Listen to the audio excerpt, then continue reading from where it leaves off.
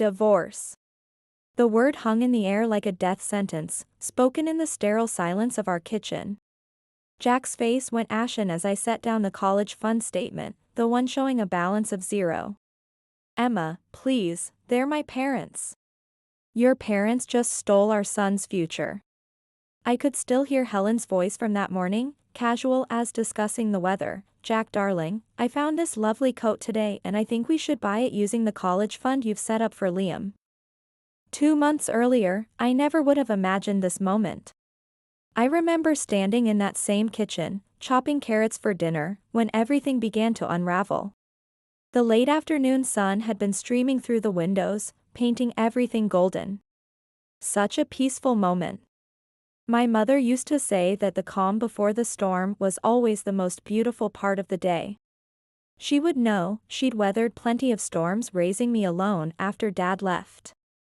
Those memories of her counting pennies at the kitchen table, of her working double shifts just to keep food on our table, they shaped me. They taught me the value of every dollar, every sacrifice. The phone rang, cutting through my reverie. Jack answered with his usual warmth, but I watched his expression transform from casual to concerned to horrified in the span of seconds. Hello, Mom. Slow down, what's wrong? I set down my knife, towel in hand, studying his face as it drained of color. The way his shoulders sagged, the way his free hand ran through his hair, these were the gestures of a man receiving devastating news. That was my dad, he said after hanging up, sinking into the couch like his strings had been cut. Their business tanked. Bankrupt. They've lost everything, even the house. My heart clenched. Not just for them, but for us. I knew what was coming next. What are they planning to do? They want to come stay with us. Just for a bit, they said. Till they sort something out. Frank and Helen Morrison. Jack's parents had always lived in a different world from us. When Jack was growing up, Frank had built a successful real estate empire, and Helen had never worked a day in her life. They'd raised Jack in luxury, private schools, expensive vacations, the works. But they'd also raised him to be entitled, to expect things to be handed to him. It took years of our marriage for Jack to unlearn those habits, to understand that money didn't grow on trees. Now they were asking to bring that world into our modest home. You know how they are, Jack. This house isn't their style. I know, he looked uneasy, but they're my folks, Em. They're stuck. I thought about all their previous visits, the way Helen's nose would wrinkle at our secondhand furniture, the way Frank would comment on our quaint lifestyle. But then I pictured them desperate enough to ask for help, and my resolve softened. All right. They can come. But it's temporary, right? Just till they're back on their feet. The day they arrived, 2 enormous moving trucks rolled up our driveway like an invading army. I watched from the porch, my heart sinking with each piece of furniture they unloaded. Jack was out there directing traffic, trying to keep a smile on his face, but I could see the strain in his eyes. Frank emerged from the car with a booming laugh, clapping Jack on the back hard enough to bruise. Son. Look at this place. Cozy. The word cozy from Frank's mouth sounded like an insult wrapped in fake enthusiasm. Emma, darling. Helen swept toward me, all perfume and forced cheer. She planted a kiss on my cheek that felt like a brand. You're an angel for letting us invade like this. I forced a smile, watching the mountain of belongings swallow our front yard. It's no problem, Helen. But is this all of it? Oh, this is just the essentials, she waved dismissively. The rest we've put in storage. Essentials. If this was their idea of essential, I shuddered to think what they'd left behind. The movers shuffled past, carrying armchairs, countless boxes, and, I couldn't believe it, a grandfather clock. Right there, boys, Frank directed, pointing at various spots around our living room. Just set it all there. I pulled Jack aside as the movers took a breather. Jack, this is crazy. They brought enough to furnish a whole house. Where are we going to put all this? Jack rubbed his temples, a gesture I'd seen more frequently since the phone call. I know. I'll talk to them, okay? Let's just get through today. By evening, our once cozy living room looked like a high-end furniture showroom had exploded. Every corner was filled, every surface covered with their belongings. Our simple decorations had been pushed aside or removed entirely. It was like watching our life being erased in real time. Dinner that night was chaos. We could barely find the table under all the clutter. Frank popped open a bottle of wine, something French and probably worth more than our weekly grocery budget. Emma, you really should try this, he said, pouring himself a generous glass. We're so grateful to you both, Helen chimed in, her voice dripping with false sweetness. I thought about my mother again, how she'd stretch a single chicken to feed us for 3 days. How she'd water down the milk to make it last longer. These people had no concept of struggle, no understanding of what it meant to count every penny. And now they were sitting at my table, drinking wine that cost more than our monthly entertainment budget. Yeah, about that, Jack started, clearing his throat. We need to talk about some ground rules. Space is tight and oh, don't worry about it, son, Frank waved him off. We'll manage just fine, won't we, dear? Helen nodded enthusiastically, already helping herself to another glass of wine. I looked around at our invaded space, at the fancy ornaments crowding out our simple life, and felt a chill of foreboding. Manage just fine. I wasn't so sure about that. The first real confrontation came a few days later in the kitchen. I was making dinner, something simple and hearty, spaghetti with homemade tomato sauce. The same meal my mother used to make when money was tight, stretching the ingredients to feed us both. It was comfort food, the kind of meal that filled your belly and warmed your heart. Helen waltzed in, her nose wrinkling in disgust. What's that smell? It's dinner, I replied, keeping my voice steady. Spaghetti night. Spaghetti? She scoffed, peering over my shoulder. Where's the meat? The fresh herbs? This is what you feed us? My hand tightened on the wooden spoon. In Helen's world, meals were elaborate affairs with multiple courses and expensive ingredients. She'd never understood that for most people, dinner was about sustenance, not show. Her own son had grown up on restaurant meals and catered events. It had taken me years to teach him the simple pleasure of a home-cooked meal. Jack appeared, drawn by the tension in Helen's voice. What's the problem? The problem, Jack, is that we're expected to eat this, Helen gestured at the pot like it contained poison. She gestured at the bubbling pot as if it were a cauldron of poison. I felt the familiar burn of anger in my chest. It's what we usually eat. We can't afford steaks and fancy meals every night. Then perhaps you need to reevaluate your budget, young lady, Frank boomed from the doorway.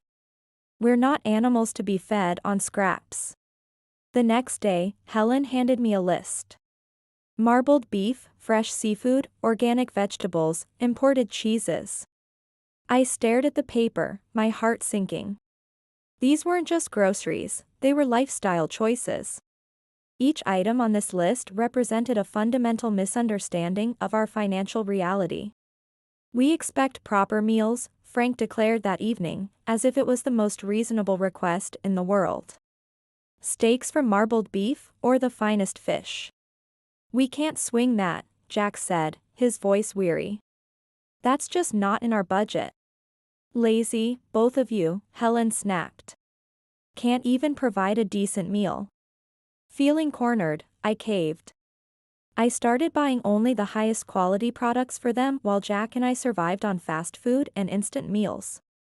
Every trip to the grocery store became an exercise in financial contortion. I'd stand in the meat section, calculating the cost of their steaks against our monthly mortgage payment. The checkout total made my stomach clench every time. A month later, I sat down to crunch the numbers. Our food expenses had doubled. Helen's luxurious daily baths had sent our water bill through the roof. The numbers on the page blurred as my eyes filled with tears. This wasn't sustainable. We were drowning in our own home. The breaking point came during what should have been a normal family dinner. Frank and Helen were savoring their marbled steaks and imported fish, while Jack and I sat across from them with simple pasta.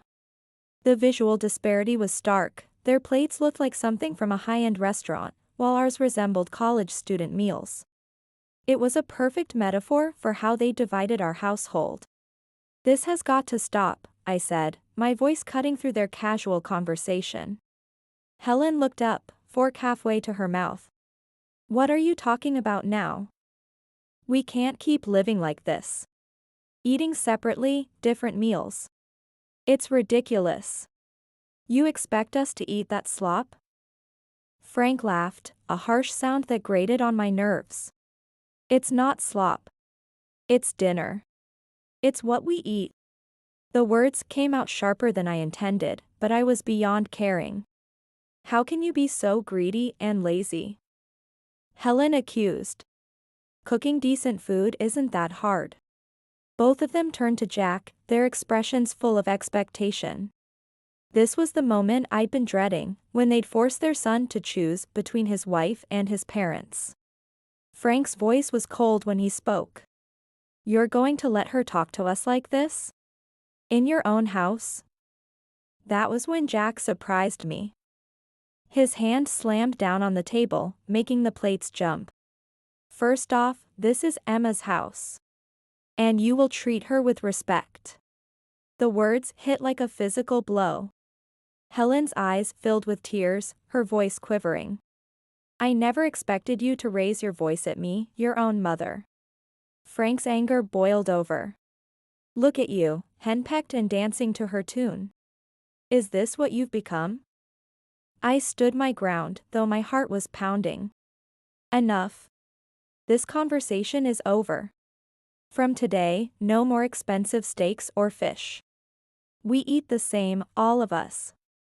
They left the table in silence, but I could feel their resentment radiating like heat from a fire. Jack and I sat in the quiet aftermath, his hand finding mine across the table. "I'm sorry it had to come to this," he said. "I am too," I replied, though I knew it was just the beginning. The next few days brought an uneasy peace, but I could sense them plotting. Helen and Frank weren't the type to accept defeat gracefully. They'd spent their entire lives getting what they wanted, and our little rebellion wasn't going to change that. The doorbell rang while I was cleaning up after lunch.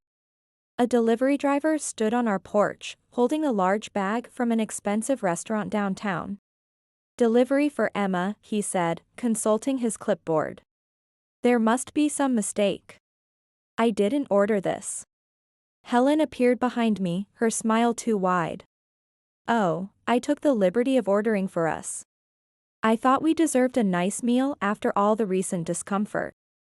The casual way she said it, as if ordering expensive food behind my back was perfectly normal, made my blood boil.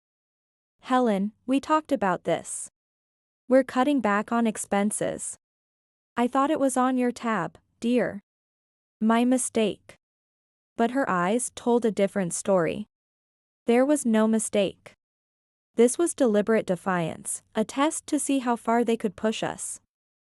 When Jack confronted them, Frank's response was predictable. "What's a little lunch going to hurt? You can't expect us to live like monks forever." It wasn't about the lunch. It was about control, about their inability to accept that they were no longer in charge of their own lives.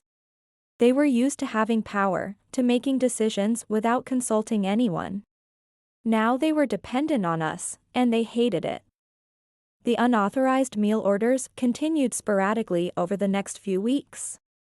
Each time, they'd feign innocence or claim it was a misunderstanding. But I could see the pattern. They were testing our boundaries, seeing how much they could get away with. One evening, I was washing dishes when we heard a loud crash from the living room. We rushed in to find Frank standing over a broken vase, one of the few decorations that had survived their takeover. It was a piece my grandmother had given me, something that had been in our family for generations. What happened here? Jack asked, trying to keep his voice level. It slipped, Frank said, barely looking regretful. Accidents happen.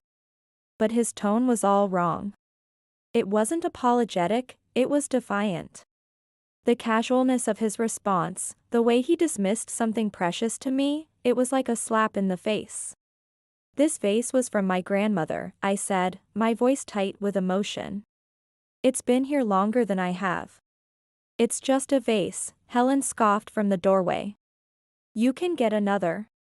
Just a vase. To them, everything in our house was replaceable, disposable. They had no understanding of sentimental value, of the memories attached to simple objects. In their world, if something broke, you simply bought a new one. Preferably something more expensive. The final straw came at dinner a few weeks later.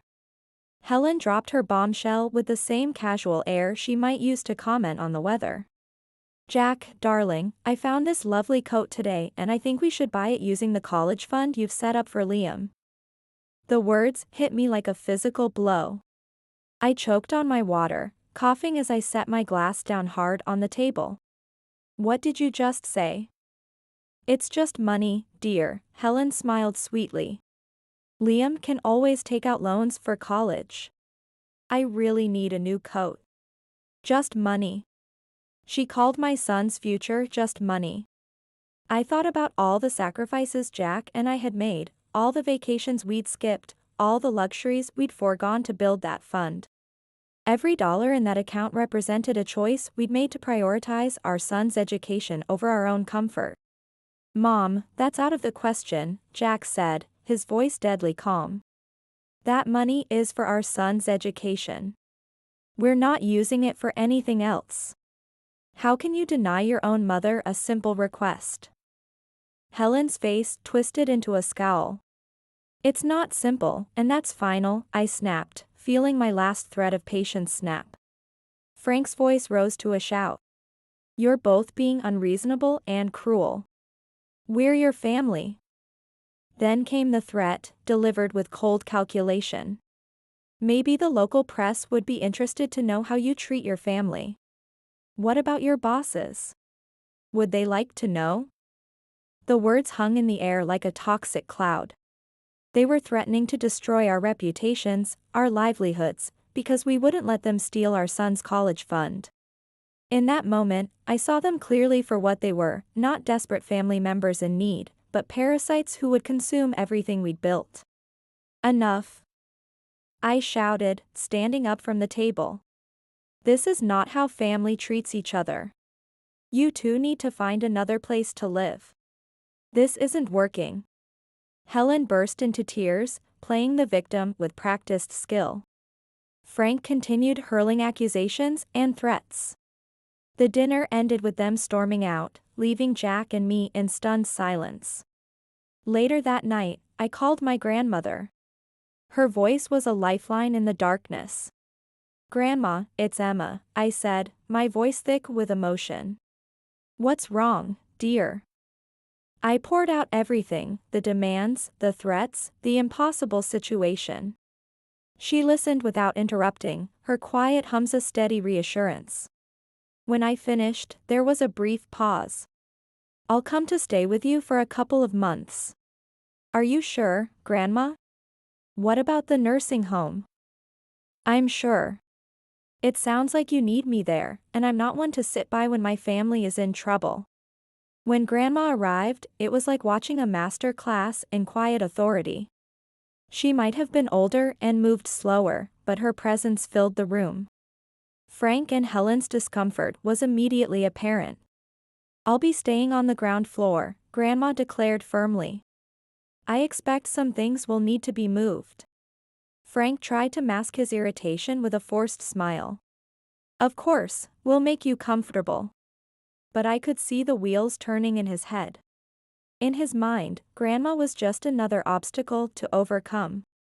He had no idea what he was dealing with. The family meeting Grandma called that evening was a thing of beauty. She sat in her chair like a queen on her throne, surveying her subjects with cool eyes. Now, I've heard quite a bit from Emma about what's been going on here, and I'm not pleased. Frank opened his mouth to protest, but Grandma raised her hand. I'm not done. This house is still mine, technically.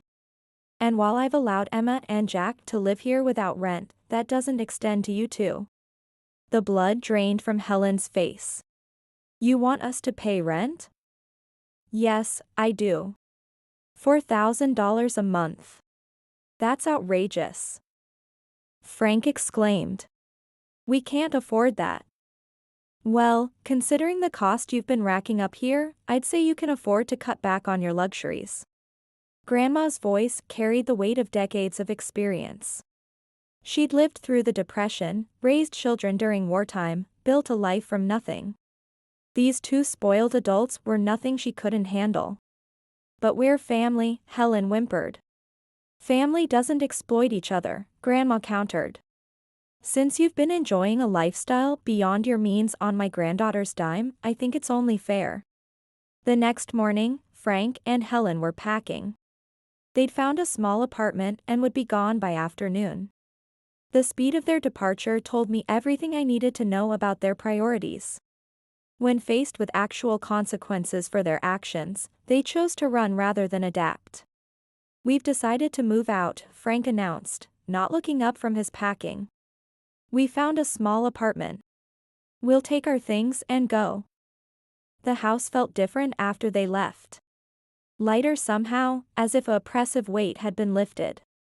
Grandma stayed for 2 more weeks, a comforting presence as we adjusted to our reclaimed space. When it was time for her to return to the nursing home, I drove her back with a heavy heart. Thanks for everything, Grandma. We couldn't have managed without you. Oh, nonsense, she chuckled. You're stronger than you think. Just remember to stand up for yourselves. No one else will do it for you. That night, Jack and I sat on our porch, the evening air cool and pleasant. We'd survived the storm, but the damage was still visible. Our savings were depleted, our trust shaken. But we were together, and our home was ours again. The college fund was intact, and Liam's future was secure. Sometimes, that's all that matters. I thought about my mother again, about all the storms she'd weathered alone. She'd taught me that strength wasn't about never falling down, it was about getting back up every time. As I sat there with Jack's hand in mine, I felt that strength flowing through me. Whatever came next, we'd face it together. With or without anyone else's approval.